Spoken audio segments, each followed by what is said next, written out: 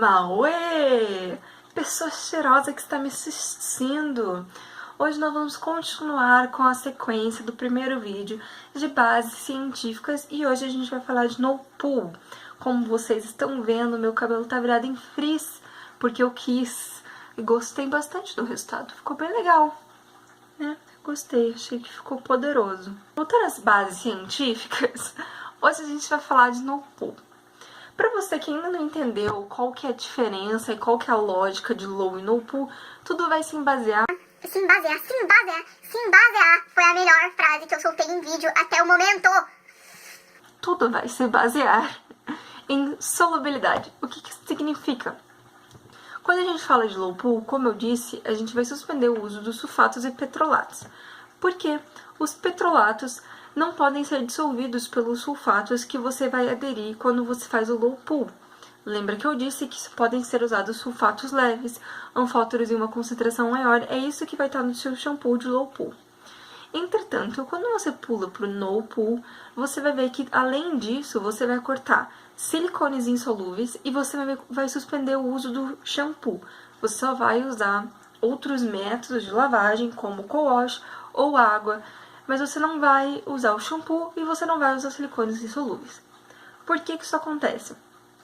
Os silicones insolúveis, como o nome já sugere, eles são insolúveis em água. Isso quer dizer que quando eles pegam esse composto, esse componente, e tentam fazer uma diluição na água, misturam com a água, mesmo que eles joguem 1 litro de água, 1 litro é um valor chutado, eu não tenho certeza se é 1 litro. Mas mesmo que eles tentem dissolver em água, esse silicone não dissolve, ele mantém partículas de silicone. Daí seria necessário o uso de um surfactante leve, como os sulfatos leves. Então, por uma questão de solubilidade, o no pool ele tem que suspender o uso desses silicones insolúveis. Ainda assim, faz uso dos silicones solúveis.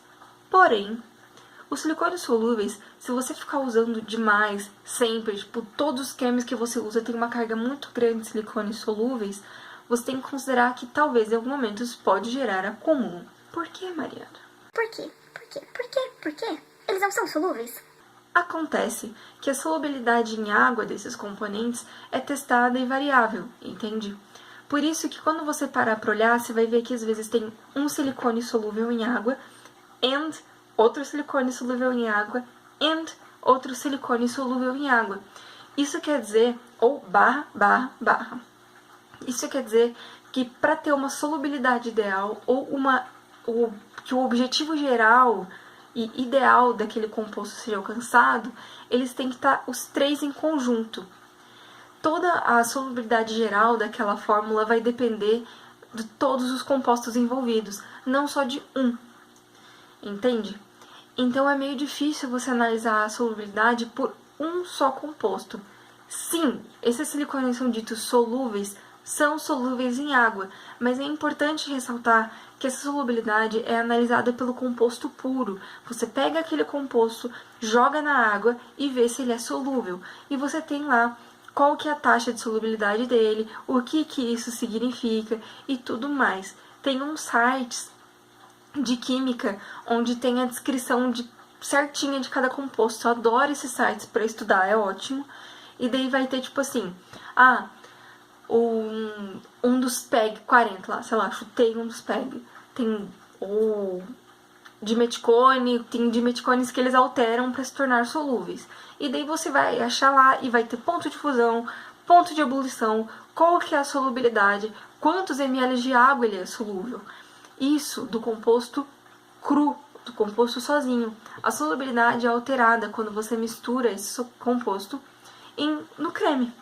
E a tendência é que nessa composição toda, em todo esse cremezão, a solubilidade aumente e não reduza.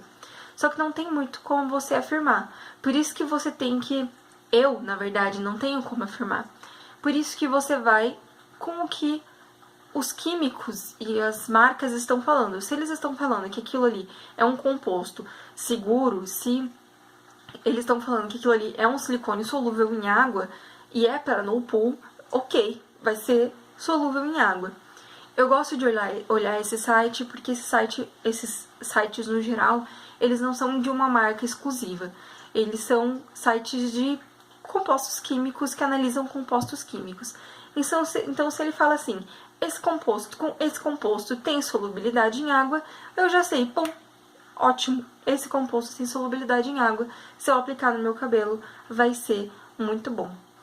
Eu sei que tudo isso parece um pouco confuso. A única coisa que eu quero dizer, concluindo a questão da solubilidade dos silicones solúveis, é que mesmo que você faça no pool, e até as pessoas que aderem à técnica gringa de no pool, seguram um pouco o uso do silicone. E às vezes seria uma boa você dar uma lida sobre silicones solúveis, e eu até posso fazer um vídeo sobre isso, porque os silicones solúveis são ótimos aliados, e eles realmente são muito suscetíveis à água e aos surfactantes catiônicos que estão nos co-wash, porque os co-washes, eles têm um composto de limpeza chamado surfactantes catiônicos, que eu vou falar sobre eles sim, porque tem muita gente que acha que os cremes não tem nada de limpeza, e eles têm sim, tá bom? Eles são sim muito suscetíveis a esses tipos de agente.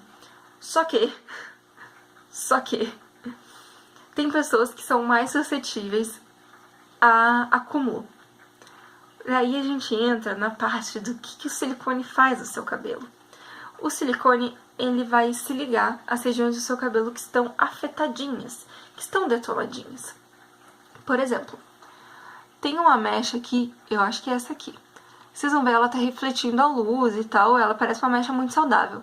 Mas ela não tá. Essa mecha, eu descolori meu cabelo várias vezes pra tirar o vermelho, né? Mas essa aqui eu tive que descolorir 2 vezes mais, porque meu cabelo abre com muita dificuldade pra cor. A minha porosidade é média com descoloração. Sem descoloração, minha porosidade é baixa. Então, e meu cabelo é muito grosso. Então essa mecha aqui tá um pouco mais danificada. Essa aqui eu ainda tenho que fazer reconstrução com maior frequência. Então, por mais que ela reflita a luz, ela ainda é danificada.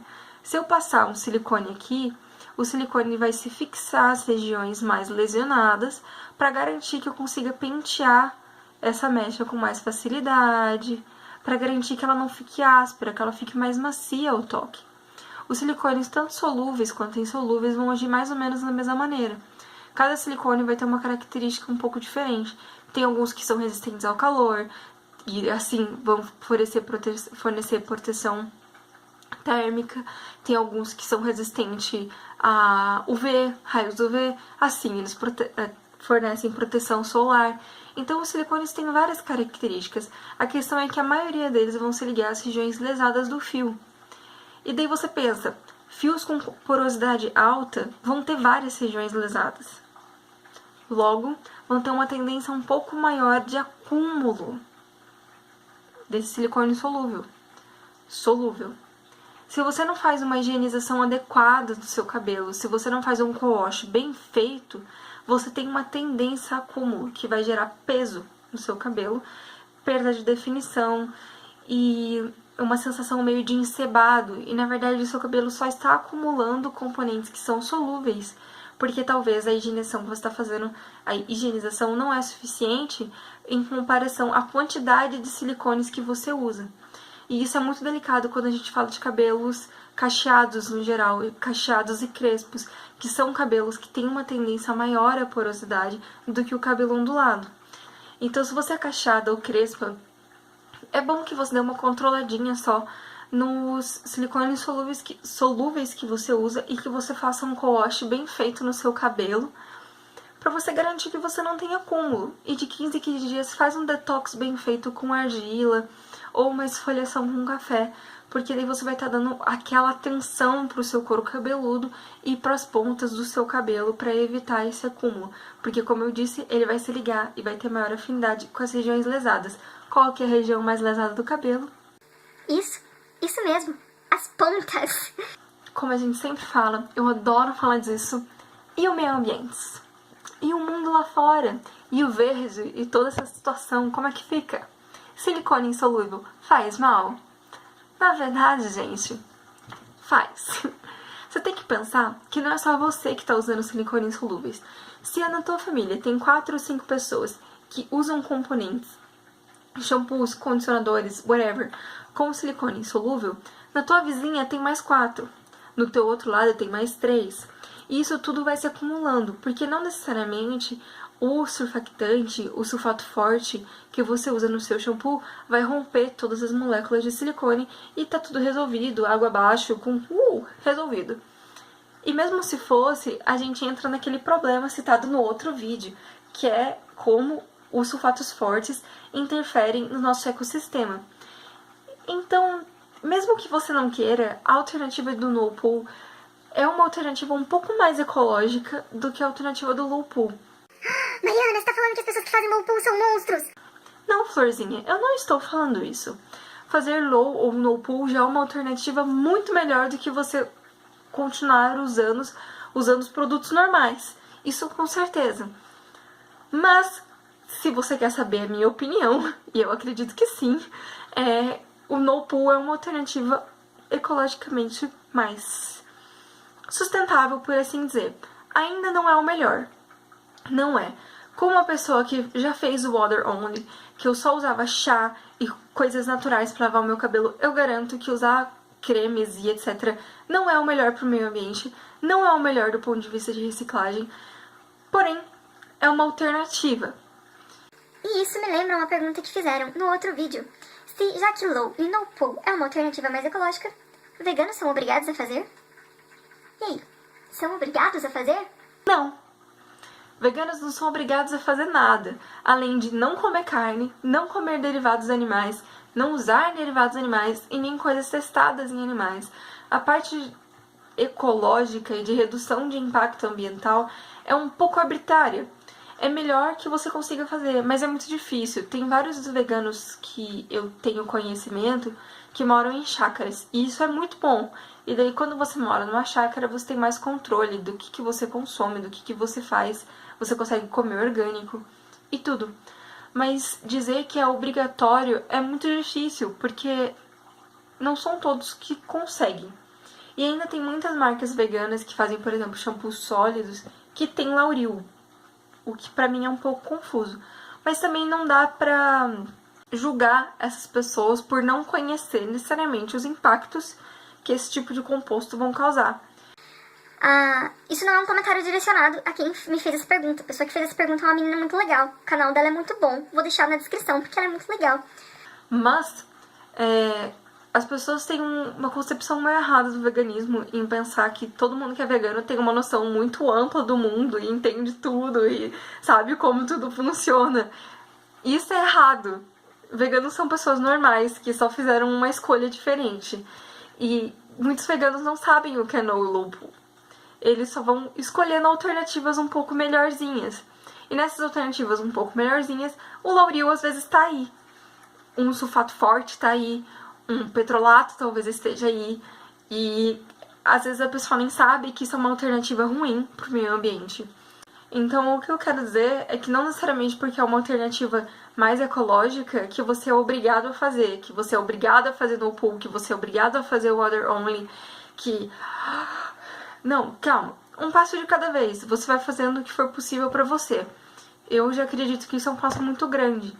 E se você se interessa por veganismo e às vezes você não consegue cumprir, começa cortando a carne um dia da semana. Corta lácteo, corta aquele produto, aquele iogurte que não faz diferença na sua vida.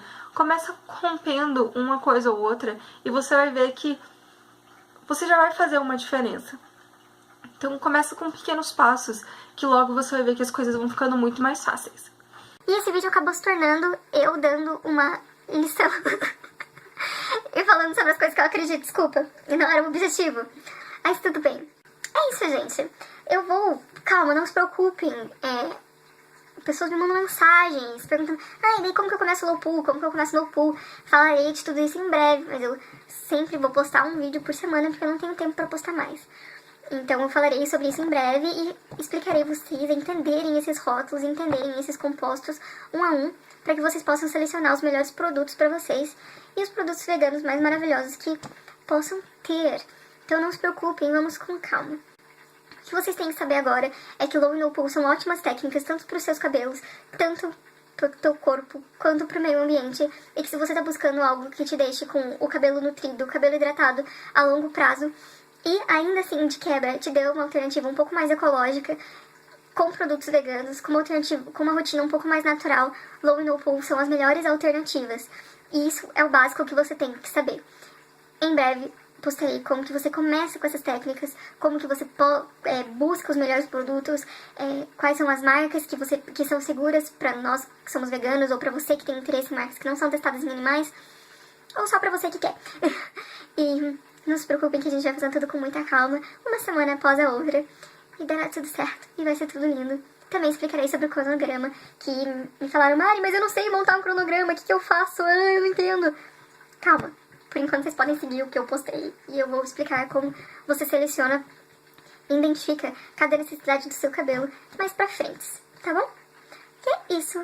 Gente cheirosa, gente linda, gente maravilhosa. Espero que vocês tenham gostado. Qualquer dúvida, vocês comentem. Espero que eu tenha sido clara também. E que essa iluminação tenha ficado boa, né? Porque eu tô testando. É isso. Tchau, cheirosas.